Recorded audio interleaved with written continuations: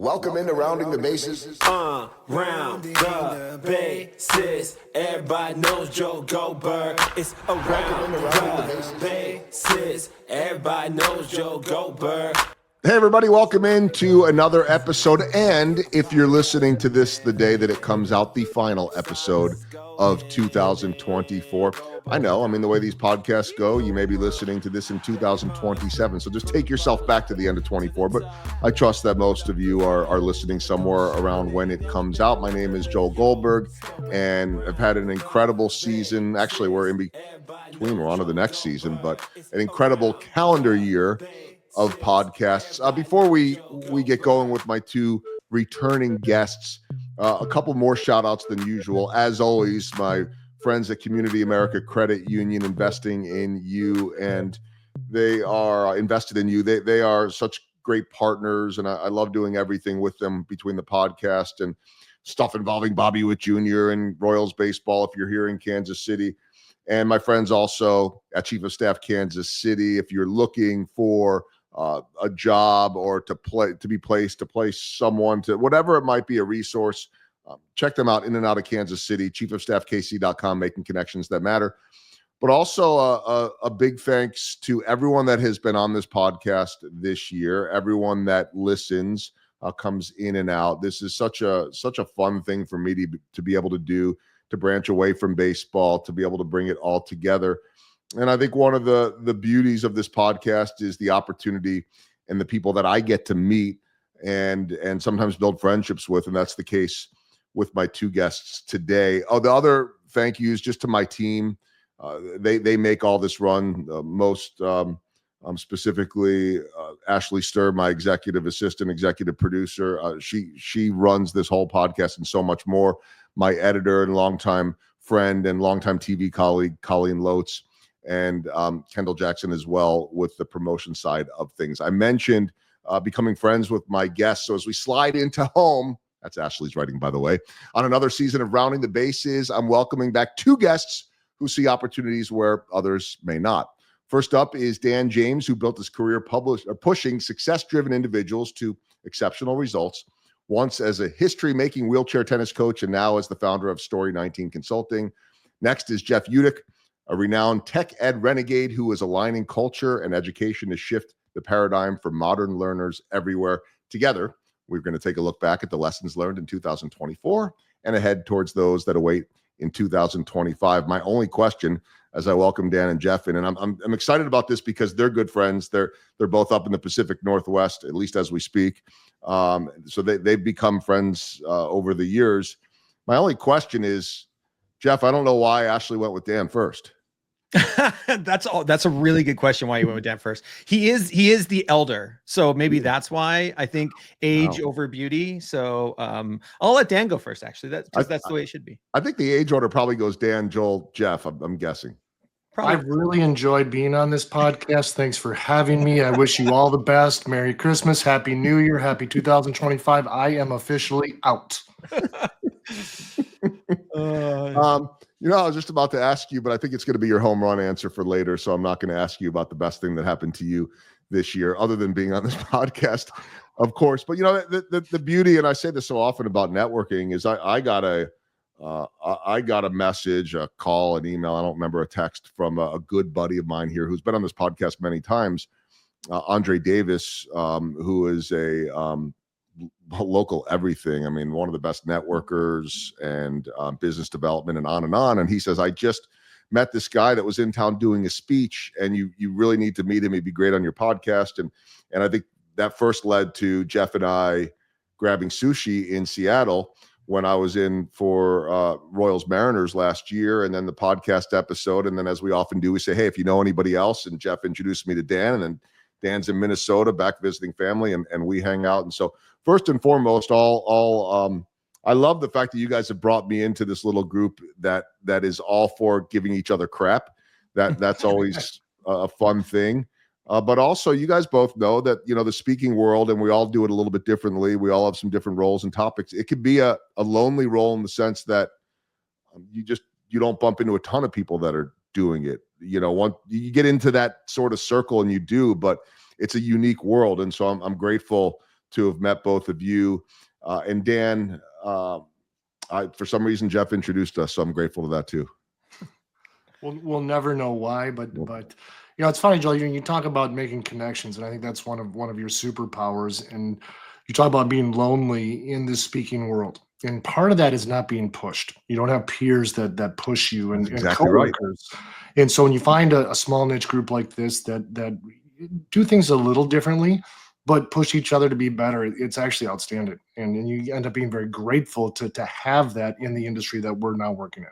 It's a unique thing too, because I mean, you've got the sports background, Dan, from the tennis world, and it could be, and I think TV's this way, it could be so cutthroat, and you can't help somebody else because that might take your spot. And the beauty of the speaking world is, first off, none of the three of us are competing against each other yet. If we were, I don't, there's just enough to go around, and we're all doing very different things in different ways. And so it's sort of nice to have that. It's not competition, just someone, I think, Jeff, that understands what this world is, right? Yeah. And I think I've always come at this with the work that I do, with the work that we do, and understanding that there's enough for everyone. And when you support others within your circle, you support yourself as well, because as we all know, consultants go and talk, speakers go and talk to other people, and you want to be known as, oh, if I can't make this happen, I know somebody that could take my spot, because all of our calendars are all over the place.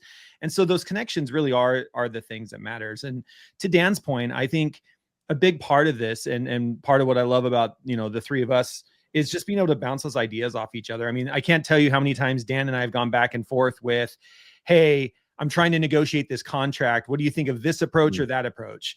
Even little things like that, because every contract's different. Everyone is individual. I don't even know how many 1099s I get at the end of the year. Like, it takes me forever to get my taxes with everybody I'm working with. But it's just great to have other people who are in your circle that you can bounce ideas off of. Everything from, here's my keynote slide deck, what do you think, to here's how I'm negotiating this contract. What do you think I should ask for? Where do you think? Because it's in those lines that learning happens. And I think having people in your circle that can support you in doing that work is critical, no matter what your job is, right? Yeah, and it's a great point, and that'll segue me to maybe the first thought about 2024, because, and this is something that everybody will understand. So, if you're not understanding the speaking end of things, some of it may resonate, like you said, Jeff, that it could really apply to any profession. Some people don't need that, others do. But when I look back at 2024, to me, it's a negative, is I think about, and my intention is not to get into politics, but this whole country was paralyzed for more than a year, and a product of certainly social media and modern times, that it's one way or another, and there's no in between.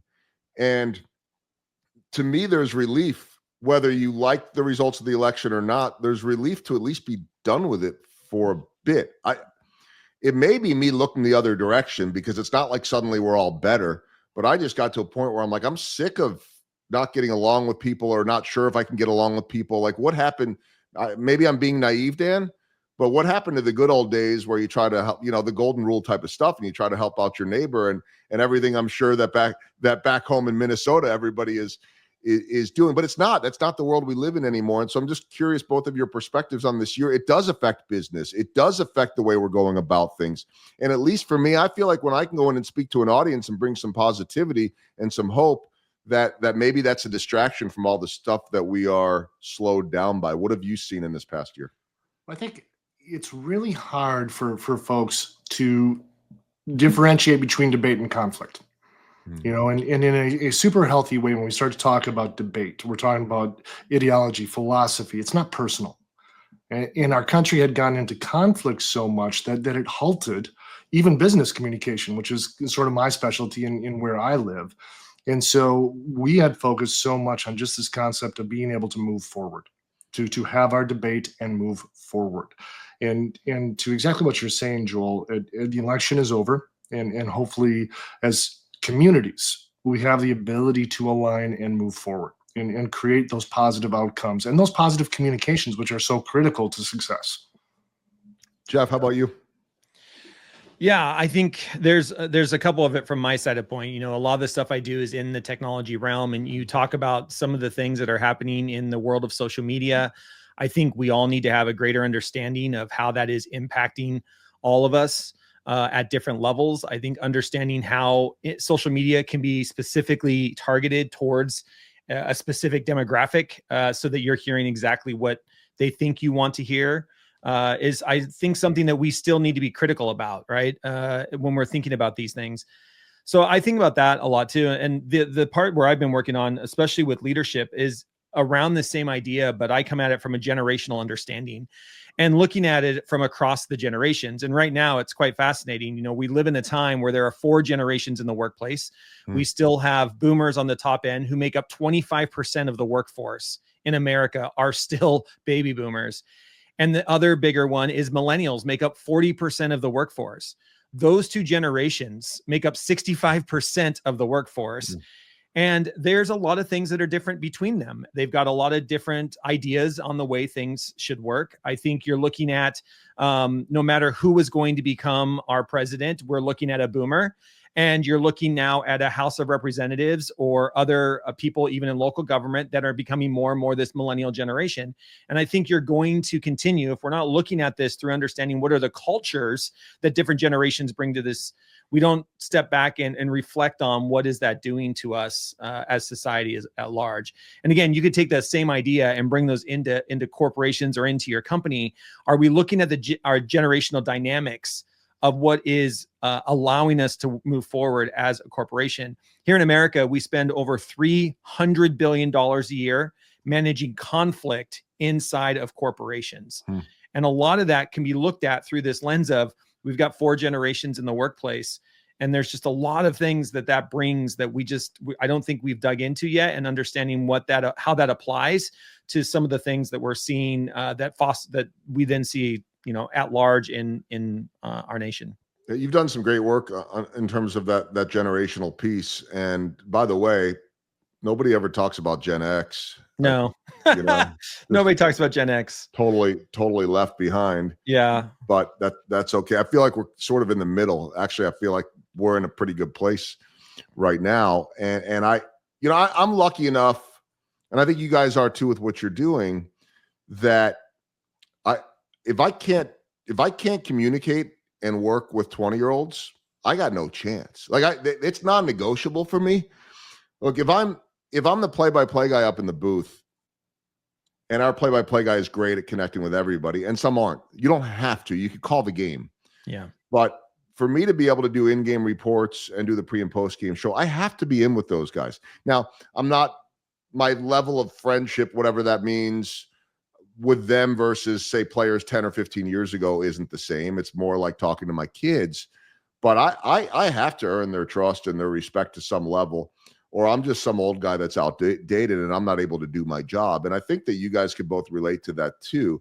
But yet everywhere I go and different associations or businesses I'm speaking to, that's an issue. It's an issue for the 60-something-year-old to understand the 20-something-year-old and vice versa. Dan, what are you seeing with that? Well, I'm seeing a lack of connection. And so we're starting off business relationships or reporting relationships, whatever it is, with what we want to accomplish. What do we need?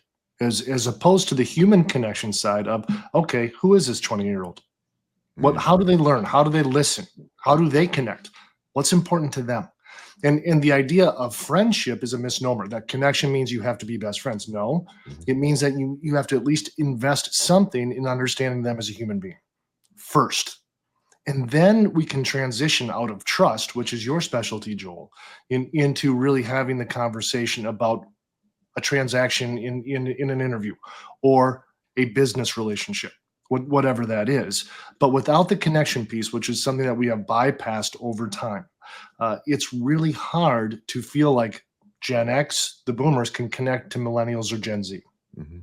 Mm-hmm. I think it's across the board. I mean, and I go back and I think about a conversation I had with longtime manager, very popular manager, Joe Madden, who hasn't managed for a few years, but was with the Angels and then won the championship with the Cubs, really made a name for himself with the Tampa Bay Rays. And he said something, I should know the exact quote because I use it or the soundbite in some of my speeches, not everyone, that he talks about something along the lines of, unless you build relationships and trust and have that communication, and until you do that, you're never going to get to a point where people are comfortable exchanging those ideas where you don't feel like, you're ameliorating the boss. It was something along those lines, like you're not comfortable saying those things to people. But once you have that, and he was just talking about within a Major League Baseball clubhouse, I think it applies to anything.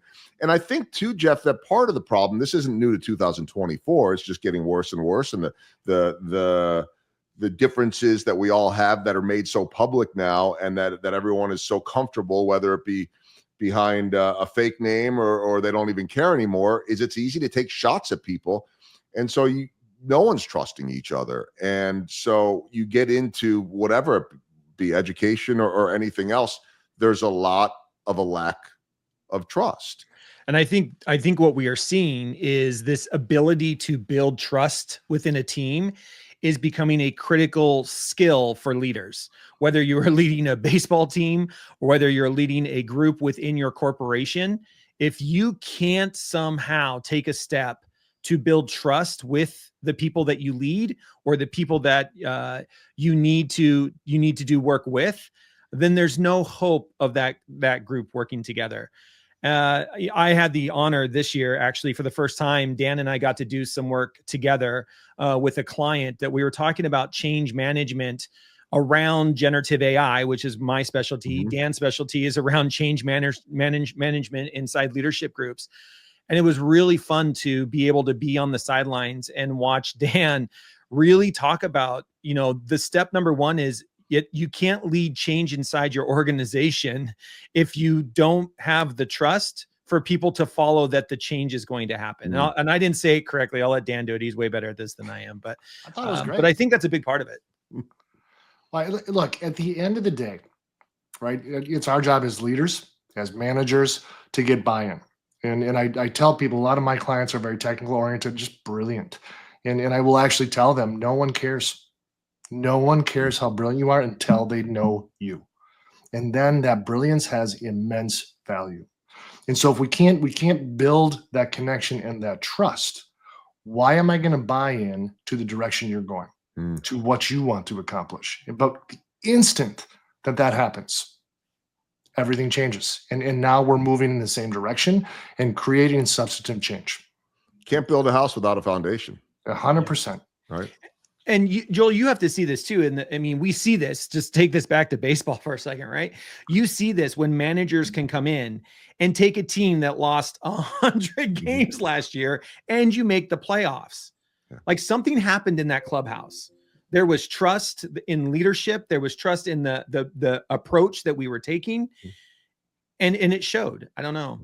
Yeah, without getting too deep into it, although I do think people are interested. If they're Royals fans, they are. If they're not, just imagine being the worst, most, at least until the White Sox came around, the worst team out there, and suddenly you're in the playoffs the next year. It helps to have one of the top 3 players in Major League Baseball that was 24 years old, but I think, to me, more than anything, it was their second year of a new manager. If you don't have talent, you can't win, and you both know this, and Dan, you know this from on the courts. If you would rather have less talent and be coachable than all the talent and not have the desire or the coachability or all of that. But you have to have talent. And so they didn't have enough of that the year before. But what they went out there and they did was they went out there and they acquired, it was described to me by the manager of the Baltimore Orioles earlier in the year. He was actually talking about Adam Frazier, who was with the Mariners 2 years ago. Yeah. Adam Frazier's not a superstar, but he's the kind of guy that every manager wants on his team. And what Brandon Hyde, the manager of the Baltimore Orioles, told me at Camden Yards was that they went out there and they got some babysitters for the room. That doesn't mean that the kids, so to speak, the 20-year-olds, here's a great, generational thing. That doesn't mean that the Gen Z players were misbehaving. It means they didn't quite know how to get to where they needed to go yet. And they brought in a bunch of millennials that had been there and done that and still had a lot to give, but also knew the right way to lead and to go about it. And there was this incredible cohesiveness. So they didn't need to go out there and sign superstars. They went out there and signed guys that could play every single day that were going to affect the room. And with the snap of a finger from spring training on, it changed the chemistry. I don't know from a sports standpoint what you think about, Dan, in terms of chemistry. I believe in it. And I guess it's like culture in a business, right? You can't just put the kegerator in the company kitchen and have a happy hour and expect everybody to get it. It takes more than that. Well, and I think what you're describing out of exceptional managing is creating trust and clarity. And we talk about role players in sports all the time, but we don't really talk about it.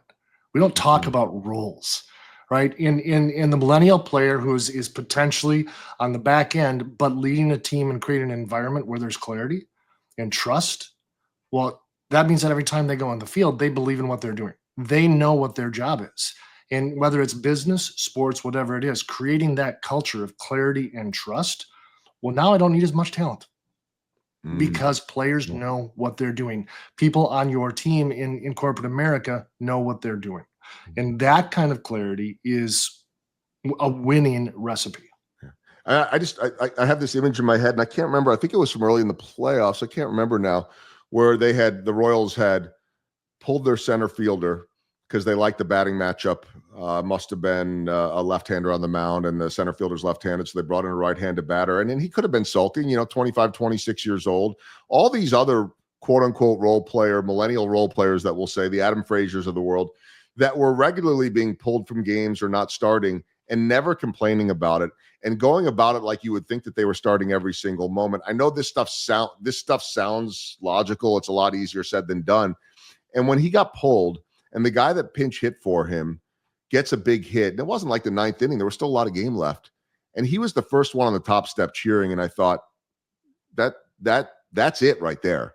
It's that cliche we use over and over again of everybody pulling on the same rope. It's just harder to do. So I want to pivot to, I think, one of the other big stories of the year, and certainly it's Jeff's specialty or one of his many, but I think we Dan can speak on this too. This is not the year that AI was invented. No. It's like medicine, where suddenly people say, well, wait a minute, this thing is brand new. No, it's been tested for 20 years or 30 years. But there was something about 2024, Jeff, where everyone suddenly learned more or thought they were learning more or paid more attention to AI. For me, it came with this.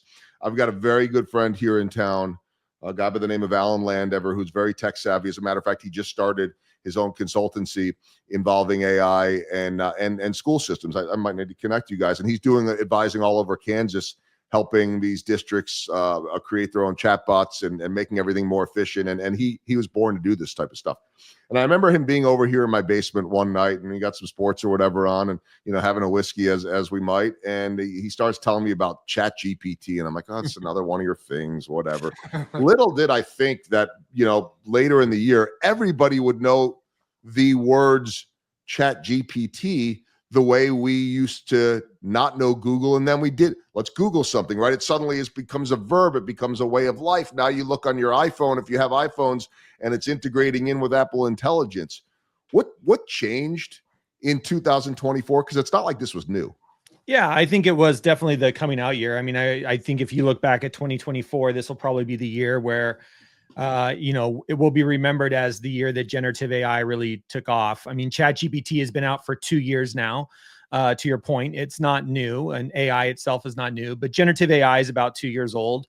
But this is a year that I think other heavy hitters got involved. We saw Google really step up their game. Microsoft really stepped up their game, and that brought a lot of hype to what generative AI could do.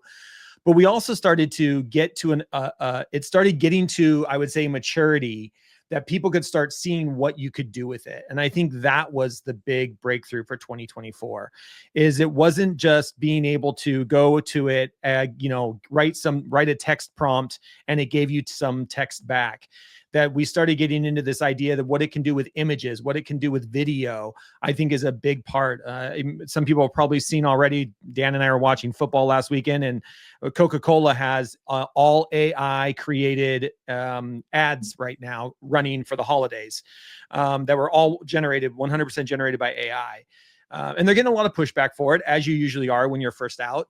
but we're going to see this technology do a lot of different things. It's already being implemented. The crazy thing for me is how fast the implementation is in places that we don't even understand. I went to the dentist the other day. Get this, Joel. I went to the dentist the other day. They took a 3D scan of my mouth because I needed to have a cavity filled. And then AI custom 3D printed a filling for my tooth. Custom printed the filling for my tooth that perfectly fit where the doctor had to go in and drill out the cavity. I mean, and it's just a little thing, like, we don't think of, you're going to be a dentist next year. You need to understand how AI and CAD programming work, right? This is where this is headed. And it's going in all kinds of directions, and it's going to have so much implications that really what we're looking at, when you boil it down, is it's another transitional technology. And transitional technologies come along about every 20 years. The last one was the internet. Before that, it was the personal computer. You can go back in time and see there's a technology that it doesn't disrupt one little thing. It disrupts the entire societies. And that's where we are right now with generative AI. We're going through that transition.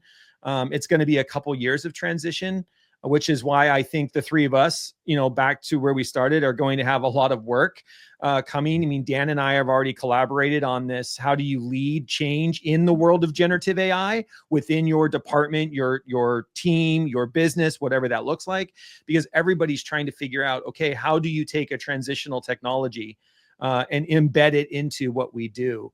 And we probably were doing the same thing in 2000 with the internet, and somebody was doing this when they said, hey, we're going to put a computer on everybody's desk back in 1979. Right. Yeah. So, but that's just kind of where we're at. It'll be fun. We're just in the beginning. I think it's really interesting too, in speaking to the fact that Jeff and I got to work together, to watch how accessible a guy like Jeff can make ChatGPT and generative AI. Wow. And so I will speak very freely to being an absolute ignorant fool as it related to ChatGPT before we worked together. And now I'm using it in my business almost every day. He actually wrote the contract to hire me to do the work with him using ChatGPT. I did. Like, that's really good. That's really good. I did. And I tried to get them not to pay him, but ChatGPT said, no, you have to pay him. So I'm like, fine. Dan, stop being so cheap. Pay the poor guy. It's so painful. But the idea is, even for a Gen Xer like me who had no exposure, working with an expert like Jeff, this new transitional technology becomes accessible to everybody. And that's where that change is really going to gain momentum, is people are going to realize it isn't this scary thing. It actually is a tool that can be learned and implemented almost immediately. I think the most important thing that I like to share with people, and I'm still in the early stages, like, I'm open-minded to all of it. I think for me, it's a matter of spending more time just going down the rabbit hole and seeing what does it do. I mean, for me personally, at this point, I'm probably using it more as a higher level advanced Google. And I know that there's so much more that it can do. But when I hear the pushback, and I get it, change is hard.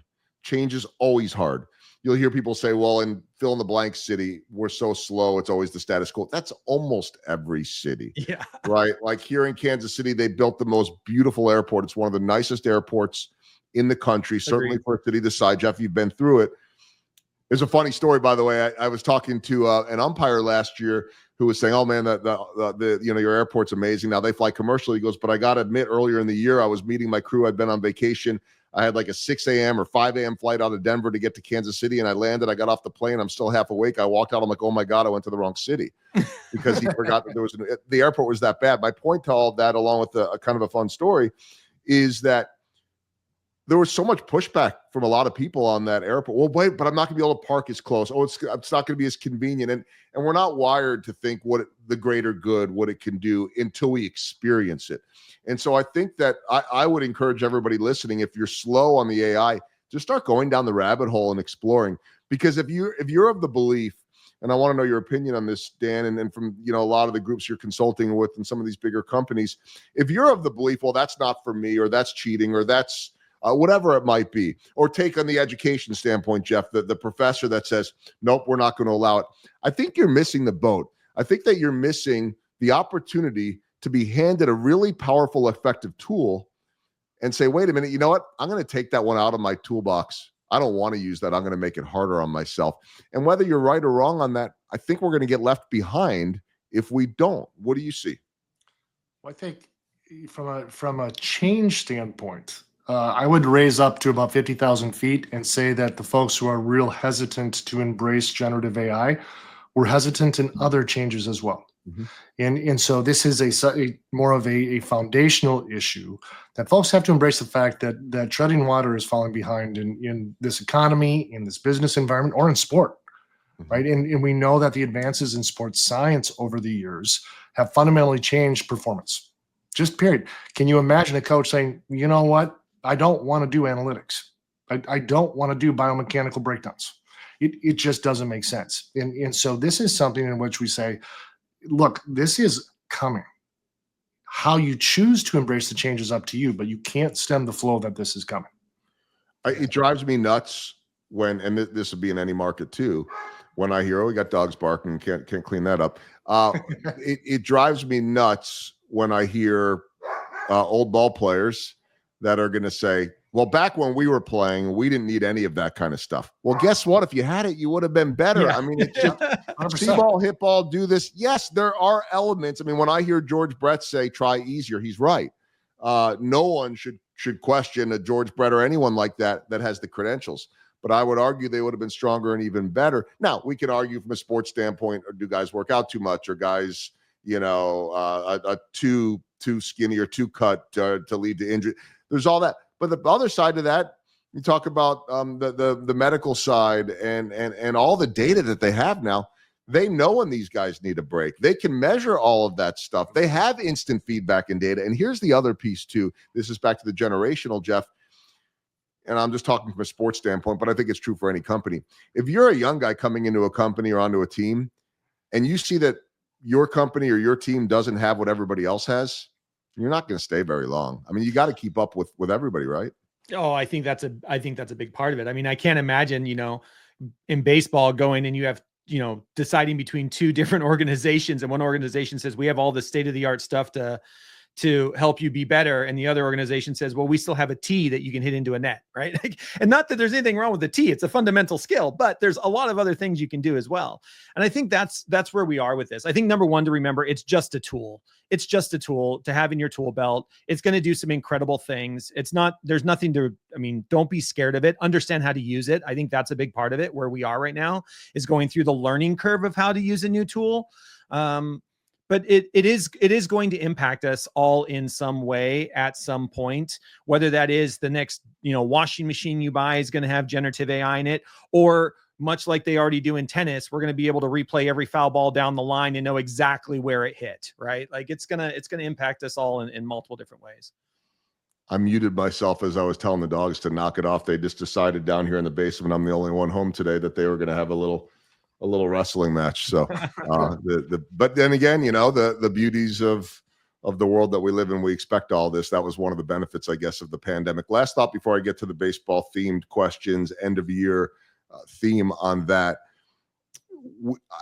I still don't know when we say, okay, we're past the pandemic. I mean, I think we are now. Or when are we past what we learned from it, how it changed us? Like, I think we're settling in now. And I'm not saying that happened in 2024, but I think it was more solidified in 2024. When I go and I walk into offices and talk to companies, whether I'm speaking or networking or whatever, it's different in every place, but there's certainly a lot more of a push to get back into the office. However, Dan, I was speaking to a company yesterday, at least the day before we were recording this, a construction company, smaller office, but brand new office. And they are getting their people back in on a regular basis, but they are making it a fun place to be. And not just, again, the kegerator, or yes, they have they built a gym and a basketball court. It's not just that. It's that they are now opening up that basketball court at nights for the families to use for their kids' teams and to have family events. And their theater, which I spoke in yesterday, can now be used for a movie night. And they're wanting people. This company gives sabbatical every 5 years to travel around the world for 5 weeks, and they encourage them. So it was really interesting to me to hear that. They're not the only ones, but I think we are at a point now that we're past the pandemic where, and you speak so often about culture and impact, where a lot of companies have figured out how to add on to that culture or how to redefine it, and others are still struggling with it and figuring out how to meet their people maybe where they're at. How much has that changed in 2024? I think you've seen the major swings. So you saw the major swing during the pandemic where we were just shut down. Mm-hmm. So everybody's at home, stuck there working, trying to just get through it. And then the next swing is everybody's out, working from home, moving out of cities. And so we're now in this settling period. And coming out of the pandemic, as the swings are over and we're settling, you're seeing companies go into that connection culture, valuing their employees as people, and trying to create an environment where growth and development, valuing family, prioritizing family becomes a regular thing. And no culture, I tell people when I do culture work, I'm not going to tell you what your culture is. That's just not going to happen. However, right, I'm going to help you live it. And these companies are really starting to live a culture as they settle in that values the employee and their actual life. That's kind of across the board, isn't it, Jeff? I mean, we live in a world, we all grew up at a time where you were told that you stay in this job for X amount of years. And we didn't think twice about it. That's what you did. And now I think we're living in a world where retention, if you can figure out the retention piece, that certainly helps with the culture. That certainly helps with everything. I'll use another sports analogy here because I know it upsets many of us sports fans. Well, what's even the point with college sports right now? You don't know who's on your team, and whoever's there this year will be somewhere else next year. And by the way, they might have a 6th or 7th year, and there's no identity to any of this at all. And I think that's a little representative of what goes on with a lot of companies. If you're a Gen Z or a millennial, if you don't like it, you're going to pick up and go somewhere else. And I think there's two parts to this. I think you're right. We're starting to settle, coming out of the pandemic. But I think inside of that, I will go back to this idea, because this is the work I do with generational stuff, is every generation has a different understanding of what that life should be. And I think what we saw coming out of the pandemic was a transition of working from what I would consider our silent and boomer generations, where you go to work every day, 5 days a week, and you just do your work, right? Your job is, and the motto that I always say that baby boomers have is you show up. You show up every day, you get your work done, you shut up about it, and you go home and go live your life, right? And you save for tomorrow. The big thing about that generation is you save for tomorrow. Gen Xers, that's our generation, the three of us here on this, we are the generation that's actually pushing the work from home movement, because when we saw that we got home during the pandemic, we kind of like this idea. And culturally overarching, and this isn't for everybody that's a Gen Xer, but we like to work alone. And there's a lot of reasons I won't go into in today's episode on why that is, but we like to work alone. So for us, staying at home, we are the generation that is trying to stay at home with our families and our dogs, and having to not pay childcare because, I can have one of the workers can be at home while also watching students or watching your children. You then have these next two generations, to your point, millennials give us this idea. Millennials are the generation that gave us the idea of work-life balance. And they are now pushing that into corporate work. And that's what we're seeing, I think, in some of these cultural changes that you're talking about and you're seeing, Joel, is you have now, remember, there are 40% of the workforce are millennials. If you add Gen Z to that, they're about 53%. Those two generations are about 50. So they make over half of the workforce. Companies are going to have to change their culture to the employees that they have and the employees they need to attract. And part of that is going to understand this idea of work-life balance is different. It's going to mean having a keg in the corner and opening up for family nights after work is done. Or maybe the office is open 24 hours a day because people are going to come and go freely because they want to live and work at the same time. And so what we're seeing is we're seeing the generational cultures now starting to once again transform the way work gets done. And it happens every single time as we go through these transitions, it happens. But we're just seeing this, I think, coming out of the pandemic gave us kind of a moment in time for that transition to really see what's happening now. And we are seeing more companies here in Seattle. I mean, we're one of the last cities to bring workers back. But we're seeing like Amazon is making everybody go back 5 days a week. And you're starting to see some of that struggle of, you have a boomer leading a company saying, I want everybody in 5 days a week, 8 hours a day. And you have these younger generations saying, I don't want that. I want my work and I want my sabbatical and I want to live and work at the same time. And we're going to be going through this. We've got a couple more years of this cultural transition, but you're going to see this continue to play out, and you can almost look at it through a generational lens. And I think come 2000, say 26, 27, 28, we're going to look at that and not recognize what 2019 was. Exactly. No. Which is fascinating. We're at an inflection point. The pendulum, just like it does for elections, just like everything else, it swings wildly. And eventually, as Dan talked about, we're going to settle. Some of that settling's happening. Some of it is not there yet. Some of it is going to still take some time as AI becomes a regular part of how we do things. And so it's, I guess every year is fascinating. It feels like we're at an inflection point right now. Okay, let's wrap up with the end of the year themed, baseball themed end of the year questions. However, I want to say that because you guys have answered these before, but let's talk specifically in 2024. Dan, how about a home run? Well, I mean, my home run is fairly obvious, and it happened in July when I beat cancer. But the other part of the home run, as I was rounding the bases, I wasn't alone, and the real home run was finding out that I have possibly the best village a man could ask for. That went on that trot around the bases with me, and so my home run is creating that concept of I love my job, I love what I do, but I really love my people. Yeah.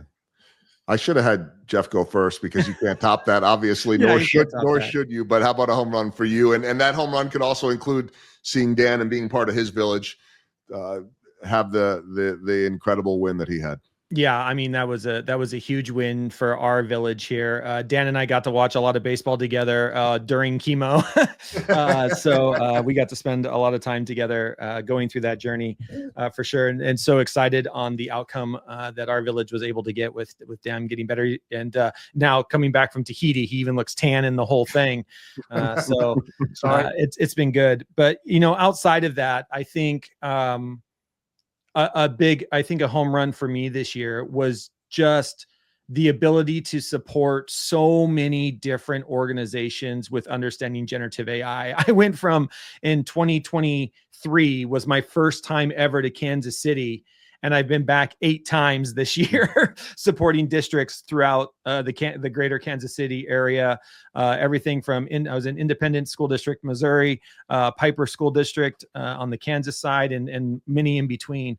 And that's just one stop in the places that I've done. So I think just for me, it's an honor to serve. It's an honor to support others. And just what an incredible year as I reflect back on the opportunities I had to support so many. And I mean, and being able to work alongside Dan with this corporation that hired us to come in around change management was a huge part of that as well. To watch a professional at work, it's like, Joel, like when you go to the ball, like to watch actual professionals do their job, you just sit back in awe, and you think you're a professional until you see a professional, and then you're like, oh man.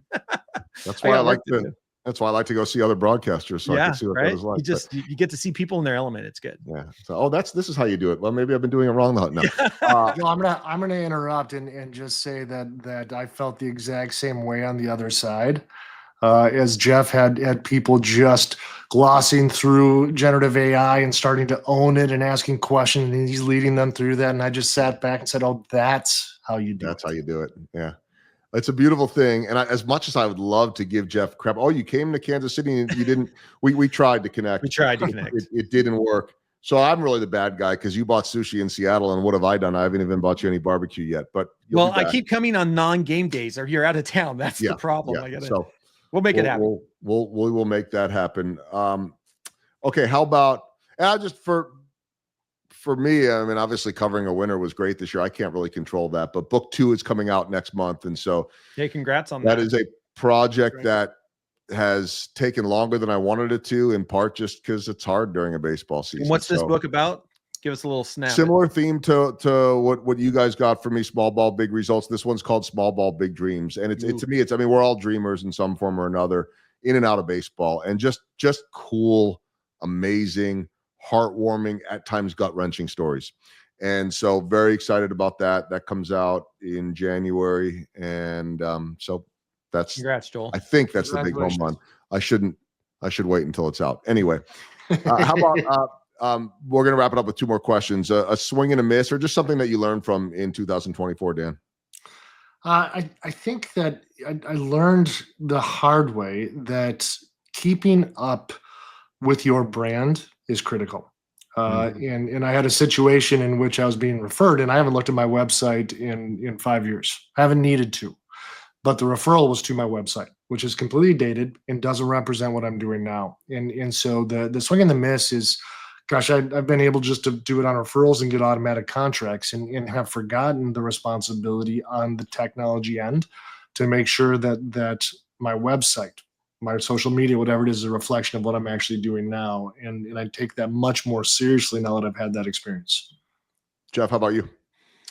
Man, I don't know, a swing and a miss. I think it's just in trying to think that even as somebody whose job it is to try and keep up with generative AI, that you could do it without having to sacrifice other parts of your life, your family, that idea of work-life balance that I hate millennials for, that we all try to achieve now. I mean, this stuff is moving so fast. Just giving yourself permission that it's okay that you don't know it all. I struggle with that as part of my own just inner workings as a human. And it caught up to me a couple times this year where I just was feeling overwhelmed, like no matter what I was learning, it wasn't enough. And so I think a big swing and a miss for me is just constantly that reflective mindset of understanding that work is work, but family and priorities are also worth investing in as well. I'll double down on that as mine as well, and maybe it'll go on for the rest of time of figuring out not just the work-life balance, but the happy medium on everything. Yeah. Trying to understand it, start to understand it a little better this year, actually, that this does not need to be all or none. And I'm wired that way, either all in or you're all out. And it's like, no, wait a minute. There's plenty of gray that you could win on. That's not a 2024 thing so much as just an everyday thing for me. Okay. The wrap-up question. I mean, I usually do 4 final questions rounding the bases, and we do the small ball, but you guys have told me about your small ball in the past. By the way, if you want to go back and listen to the episodes with Jeff and Dan, they happened this year. And I also want to let everybody know websites if you want to learn more about them. Dan is mystory19.com. Jeff's is jeffutecht.com. We'll put the spelling in the show notes, or it's already, his name's there anyway, but it doesn't look the way it sounds, but I'm just glad that I figured out how to say it. Utecht, jeffutecht.com. One thing you're looking forward to, personal, professional, whatever it is in 2025. Jeff, I'll start with you. Yeah, well, I think one thing I'm looking forward to is I'm excited. I think Dan and I have come together and built something around change management with generative AI inside corporations that is something that is scalable. We were really focused on that we knew if we could do this right, there might be some leadway there. And so I'm excited, and I know Dan is too, of trying to just see where that goes inside some work that we're doing. And then on top of that, just being playful. And Dan and I talk about this a lot in our trainings, is you just have to be playful. And sometimes you just take the base hit. And if the third baseman's playing back, you lay down a bunt. You take it when it's at you. And sometimes you don't have to chase it all the time. You take what's given to you. And I think that is something that I'm just looking forward to as I enter 2025, is just being more reflective and take what's given to me. I love all that. And going back to your college baseball days and lay that bunt down. It's a great piece of advice, though, too. We don't need to hit home runs every single time. Dan, how about you, 2025? I'm really looking forward to learning. And I think my experience in working with Jeff, we're all kind of experts and good at what we do. And yet I get to steal from super talented people. When I say steal, I mean literally. I'm going to steal their ideas, and I'm not going to give them credit. I just don't care. But I love working with people who we push each other to be better. Yeah. And in 2025, I want to do more work with Jeff and others who just put us each in a position to become better at our craft, to even potentially become better people. And for me, if I get to do that in my job, how lucky am I? And so I'm really looking forward to that. Yeah. Love all of that. And I'm excited for that to happen for both of you. I'll just give you 2 lighthearted ones to end it on a on a fun note. One, I'm looking forward to hanging out in, I don't know, is it northern Minnesota, central Minnesota, whatever it is, somewhere north of Minneapolis. Yeah. When the Royals are at the Twins at the invitation of Dan and his lake home up there, and hopefully Jeff's there too, and just chilling out on an off day before a weekend game. I'll invite you guys back for the game if you want, but you may not want to leave your place. So I'm very much looking forward to that getaway, which just sounds incredible and peaceful. You've described all of it to me. It reminds me of where I started in television in northern Wisconsin. And the other piece, I am not breaking out a tennis career, Dan, but I haven't talked about this yet, but I'm very happy to say that within the last month, I have joined the pickleball craze. Hey, all right. I'd never played it before, and I had a guest on, great guy by the name of Larry Lewis Jr., who was a college football player back in his day. He's younger than us, but and the one thing that he loves to do now athletically is play pickleball 6 to 7 days a week. So he made me promise when my baseball season ended, well, I was interested, and he made me promise to follow up when baseball season ended. So he brings me over to this place here in Kansas City, which is like one of the capitals of the pickleball world, apparently, but I think everybody says that. And the guy that he introduced me to, that he hooked me up with to do some lessons, is a former tennis pro that played at Wimbledon and US Open and all this stuff. And I'm like, now I'm learning from him. He's like in the top 10 in the world for 50 and over. I'm not going to become that, by the way, but I'm totally excited about this new activity that everybody that plays gets, and everybody that doesn't play is like, oh my gosh, I don't want to hear about this damn thing anymore. Yeah. Are you guys doing that too, or no? I've dabbled in the pickleball. I will say, being here from the home of pickleball here in Seattle. Cambridge Island. We're almost to the point. There's a court on every corner. Yeah. It's between Starbucks and pickleball courts around here these days. So you don't need anything else. Yeah, I don't need anything else. That's it. But yeah, I enjoy playing. I will not play against Dan because Dan probably has never picked up a pickleball racket. He'd still kick my butt. Yeah. So well, that's what happens when you're at Dan's level. Yeah, that's right. In terms of tennis abilities. And so anyway, that's just a silly little thing that I'm looking forward to. And by the way, I will probably extend my run of going to Seattle, hopefully seeing both of you, and never stepping foot in a Starbucks. We can make that happen. That's an easy one. Yeah. There are too many other good coffee shops. That's so true. Too many other good places on that. I see too many players walk across the street or walk an extra couple blocks to get to Starbucks. I'm like, but there's this little anyway.